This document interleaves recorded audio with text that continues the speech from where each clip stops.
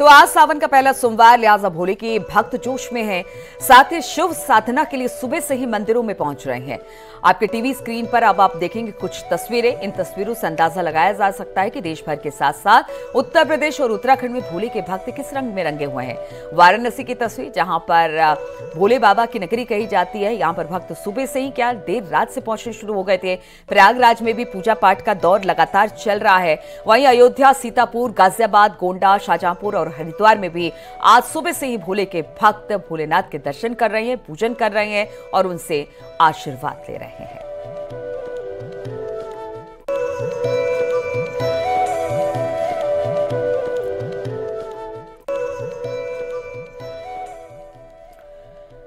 सावन मास के पहले सोमवार के मौके पर प्रयागराज के शिवालयों में भी श्रद्धालुओं का सैलाब उमड़ पड़ा। सुबह से ही बड़ी तादाद में श्रद्धालु शिवालयों में भगवान भोले शंकर का जलाभिषेक कर रहे हैं। श्रद्धालु लाइनों में लगकर अपनी बारी का इंतजार करते नजर आ रहे हैं। इस बार सावन में कई तरह के योगों का दुर्लभ संयोग बन रहा है, जिससे इसका महत्व और बढ़ गया। पौराणिक मनकामेश्वर महादेव मंदिर में भक्तों की भारी भीड़ उमड़ रही है। श्रद्धालु गंगा जल, बेलपत्र, दूध, शहद से भगवान का जलाभिषेक कर रहे हैं, दुग्धाभिषेक कर रहे हैं। प्रशासन की ओर से मनकामेश्वर महादेव मंदिर में सुरक्षा के भी कड़े इंतजाम किए गए हैं। जगह जगह सीसीटीवी कैमरे और बैरिकेडिंग लगाई गई है, ताकि जो भक्त वहां पर पहुंचे उन्हें असुविधा न हो।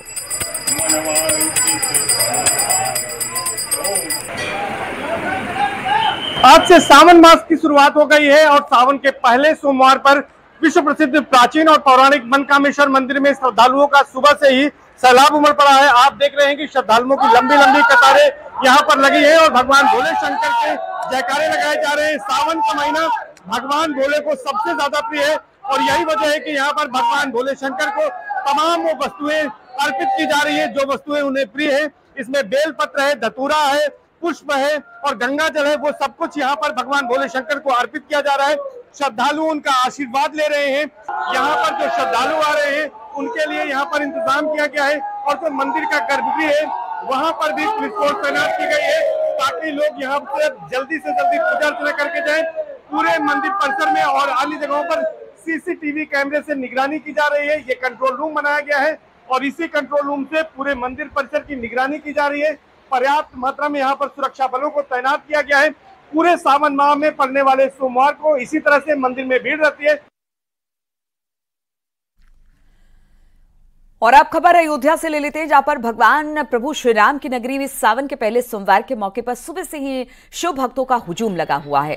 श्रद्धालु सिद्धपीठ नागेश्वर नाथ मंदिर में दर्शन पूजन कर रहे हैं। सुबह से ही श्रद्धालु सरयू नदी में डुबकी लगाकर भगवान शिव के दरबार में कतारबद्ध होकर जलाभिषेक कर रहे हैं। सुरक्षा के लिहाज से प्रशासन ने मजबूत इंतजाम किए।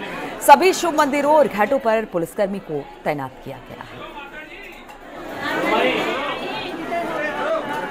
सावन के पहले सोमवार पे आस्था का सैलाब रामनगरी में उमड़ा है और सिद्धपीठ नागेश्वर नाथ पर सुबह से ही दर्शन पूजन का दौर शुरू हो गया है। बड़ी संख्या में श्रद्धालु अयोध्या में इस समय मौजूद हैं और भगवान शिव के जयकारों के साथ नागेश्वर नाथ पर दर्शन पूजन कर रहे हैं। सुबह से ही सरयू के तट घाटों पर स्नान का दौर शुरू हुआ, जहां से सरयू जल लेकर के बाकायदा सरयू तट पर स्थित भगवान श्री राम के पुत्र कुश के द्वारा स्थापित ये नागेश्वरनाथ मंदिर है। सिद्धपीठ पर दर्शन पूजन का दौर शुरू हो चुका है। इस बार सावन का जो महीना है इसमें 5 सोमवार मिलेंगे और इस बार की जो खासियत वो बेहद अहम है, क्योंकि भगवान रामलला के भव्य मंदिर में विराजमान होने के बाद ये पहला सोमवार है। ऐसे में लोग आस्था के रूप में तमाम तरीके जो अयोध्या आना चाहते हैं उनको एक बाकायदा यहाँ आकर के सावन के मौके पर रामलला का दर्शन करने के साथ साथ भगवान शिव की भी आराधना का मौका मिल रहा है।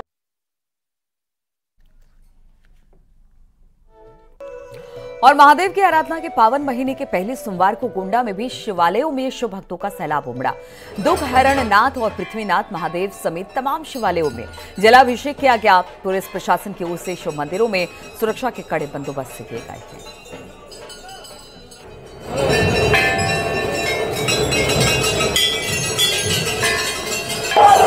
इस वक्त हम बाबा दुखहरण नाथ के मंदिर में खड़े हैं और ये वही बाबा दुखहरण नाथ है जिन्होंने त्रेता युग में राजा दशरथ के दुखों को हरा था और तब से अब तक भक्तों का कल्याण कर रहे हैं। आप देख सकते हैं कि दूर तक यहाँ पर शिव भक्त जलाभिषेक कर रहे हैं। लगातार सुबह से ही यहाँ पर भक्तों का तांता लगा हुआ है। दुखरनाथ मंदिर में हजारों शिव भक्त भगवान आशुतोष का दर्शन पूजन कर चुके हैं और सुबह से ही जलाभिषेक के लिए अपनी लाइनों में खड़े हैं और अपनी बारी का इंतजार कर रहे हैं। यहाँ पर तमाम शिव भक्त हैं। आइए बात भी करते हैं कुछ लोगों से। कितनी मान्यता है बाबा दुखरनाथ में और सावन मास में इसका क्या महत्व है?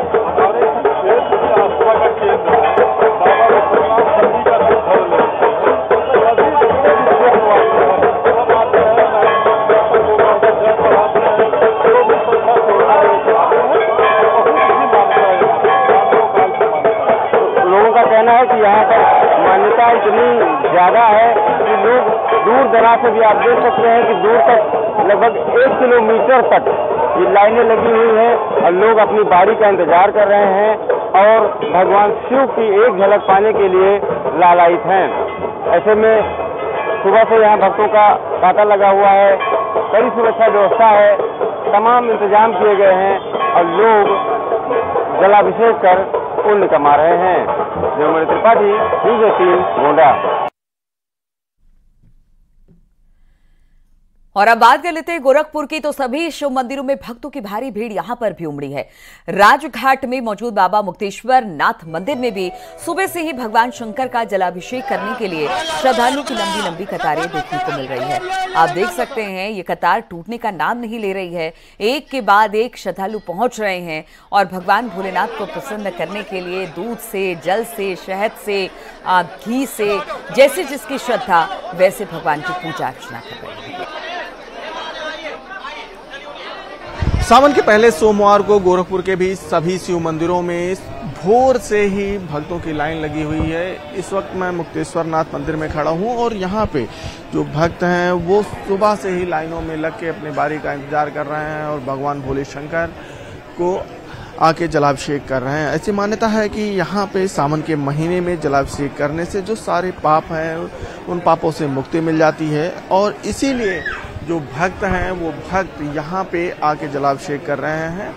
ये जो शिव मंदिर है ये स्वयंभू शिव मंदिर है। यहाँ पे भोले शंकर करीब 450 साल पहले स्वयं उत्पन्न हुए थे। अग्निस्मरण के साथ रामगोपाल द्विवेदी, न्यूज़ 18 गोरखपुर।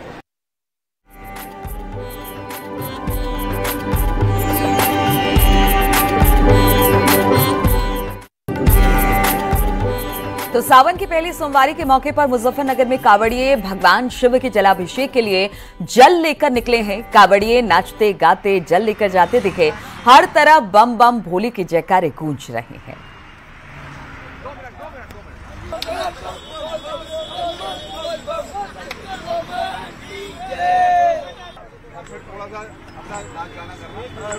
शिव शंकर चल री कैलाश बिंदिया पढ़ने लगी। शिव शंकर चल री कैलाश बिंदिया पढ़ने लगी। गौरा ने बोई हरी हरी मेहंदी, गौरा ने बोई हरी हरी मेहंदी। शिव शंकर ने बोई भांग बिंदिया पढ़ने लगी। शिव शंकर बोलाई भांग बिंदिया पढ़ लगी।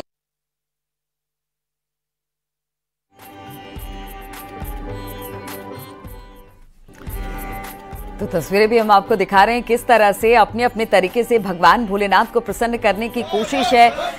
महिलाएं भी कावड़ लेकर चलती हैं और उनके साथ साथ तमाम लोग चलते हैं। गीत संगीत बम बम भोले के जयकारों के साथ ये जो कावड़ रूट रहता है वो पूरा सजा रहता है।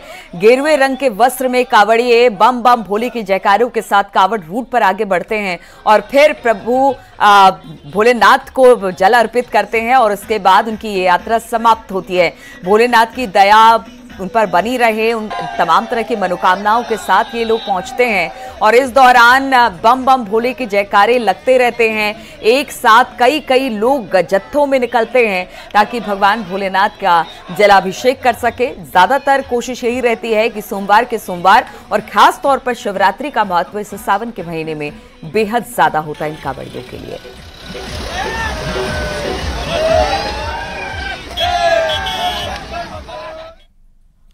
मुजफ्फरनगर में दिल्ली देहरादून नेशनल हाईवे पर कावड़ियों ने एक कार सवार की पिटाई कर दी। दरअसल कावड़ियों का आरोप है कि कार सवार ने कावड़ियों को टक्कर मार दी, जिसके बाद पुलिस ने मौके पर पहुंचकर कावड़ियों को समझा बुझाकर शांत कराया।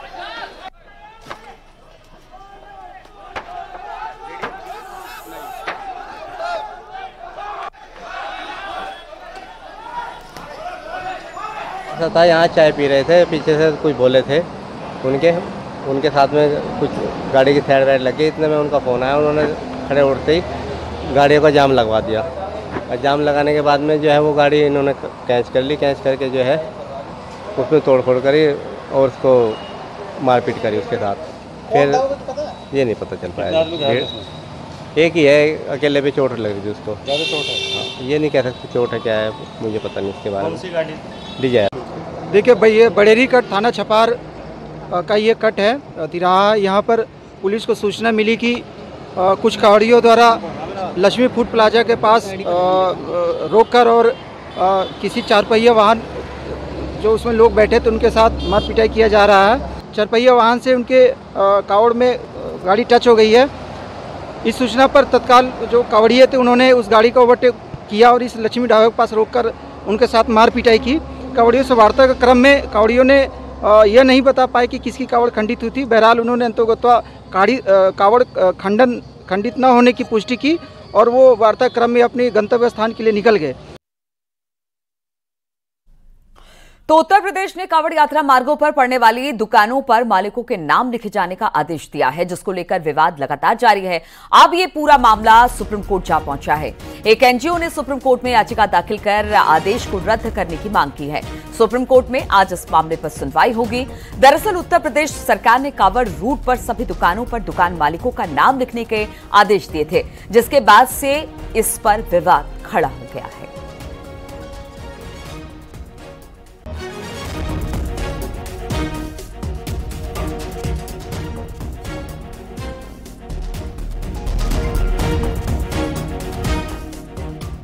और कानपुर में जीआरपी की सर्विलांस टीम ने 200 से ज्यादा गुमशुदा मोबाइल बरामद किए। मोबाइल की कीमत करीब 50 लाख से ज्यादा बताई जा रही है। जीआरपी ने मोबाइल के मालिकों को ये मोबाइल सौंपे। मोबाइल वापस पाकर लोग भी काफी खुश दिखाई दिए।